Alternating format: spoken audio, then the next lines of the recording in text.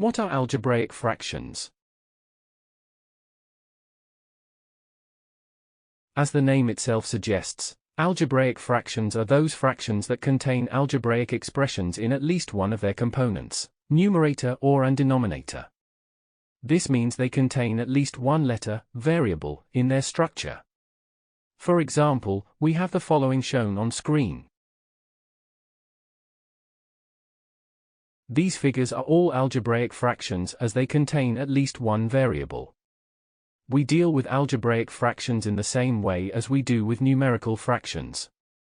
The only thing to bear in mind when dealing with algebraic fractions is that the denominator must, necessarily, be different from 0 to avoid division by 0. As we know, a fraction is another form of representing division. Since division by 0 is meaningless, we must avoid making the denominator 0. The values of variables for which the denominator of an algebraic fraction becomes 0 are known as disallowed values. We must first identify them before continuing with other operations such as simplification, factorization, etc. Example: identify the disallowed values, if any, of the following algebraic fractions.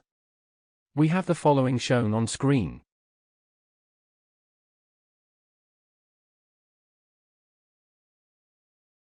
Solution. The condition for a variable to be a disallowed value is when the denominator becomes 0. In the algebraic fraction, we have the following shown on screen. There are no variables in the denominator, so this algebraic fraction has no disallowed values. Again, we must look for values that make the denominator 0. We have the following shown on screen.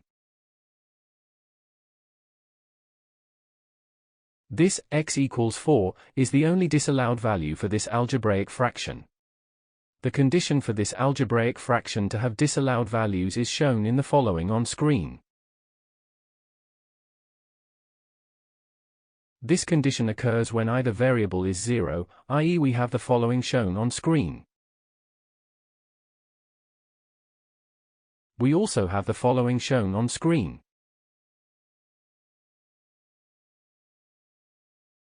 That is all for lesson 6.5.1. To continue this tutorial, please watch 6.5.2, Operations with Algebraic Fractions.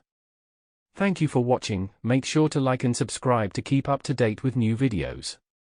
For more information, calculators, and tutorials, please visit www.icalculator.info.